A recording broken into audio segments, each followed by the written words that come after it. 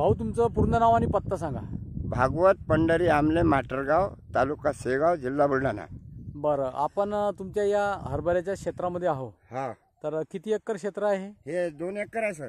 2 acre क्षेत्र आहे. हा, तर या हरभऱ्याची हा, हरभऱ्यामध्ये हा. आपण हे धन्वंतरी कंपनीचं RPS 76 कशा प्रकारे वापरतो? ते मला मुक्तार सरनं सांगितलं बरं की बा पहिले की तुम्ही त्याला बीज प्रक्रिया करा म्हणे. बरं, तर पेरताना आम्ही काय केलं की 4 ऑक्टोबरचा पेरा आहे हा. 4 ऑक्टोबरचा पेरा आहे. हा, तर 4 ऑक्टोबरला आम्ही याला बीज प्रक्रिया म्हणजे कोरं RPS लावलं, त्याला पाणी वगैरे काही घेतलं नाही. असं कोरं RPS लावलं बीजाले. हां हां. आम्ही पूर्ण 2 एकरामध्ये 52 किलो बी सोडलंय. अच्छा, 2 एकरात 52 किलो बीज सोडलं आणि त्याला बीज प्रक्रिया करून याची पेरणी केली. हा. तर एकदा बीज प्रक्रिया केली आणि स्प्रे हे स्प्रे मी 2 मारले सर. 2 स्प्रे झाले याला. हा, तर आता हे किती महिन्याचं पीक झालं आपलं? हे 52 दिवसाचं झालं सर आज. म्हणजे जवळपास 1 महिना आणि 3 आठवड्याचं पीक झालंय, हा, नाही का? हा, तर हे 2 स्प्रे आणि 1 बीज प्रक्रिया हा. एवढं वापरून तुम्हाला काय अनुभव आला याचा? मला सर एवढा अनुभव आला हा, की या हरभऱ्यासारखाच एक हरभरा दुसरा होता, दुसऱ्या एका दिवसाचा पेरा.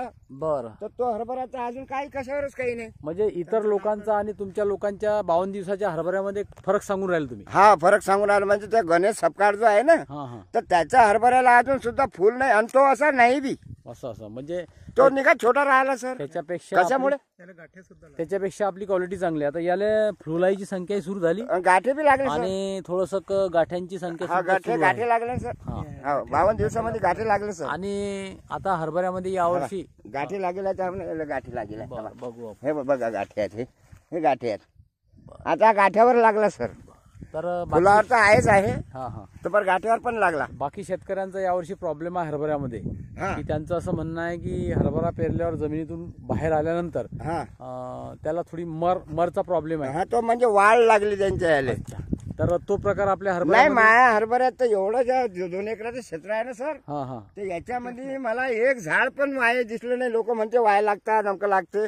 आणि हा 4 ऑक्टोबरला मी जो पेरला की नाही, हा हा, तर त्याला म्हणजे 4 ते 9 10 दिवसांना इतकं पाणी पडलं याच्यावर की तो निघायची शक्यता नव्हती. असं पण तो हरभरा 4-5 दिवसाच्या अगोदर पेरेल होता, तर तो जमीनच्या बाहेर येल होता. बरं. त्या कारणाच्यानं तो जमला. तर या 52 दिवसाच्या फरकाच्या हरभऱ्याच्या फरकामध्ये हा, आणि इतर शेतकऱ्यांच्या 52 दिवसाच्या पिकामध्ये काय फरक आहे?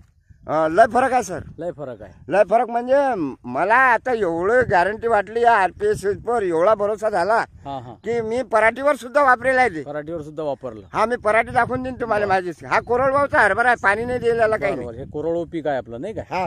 तर हे RPS 76 धन्वंतरी कंपनीचं, याच्याबद्दल तुम्हाला कोणी माहिती सांगितली? मला शिवारी काळेने सांगितली होती पहिले. काळे साहेब उभे राहा.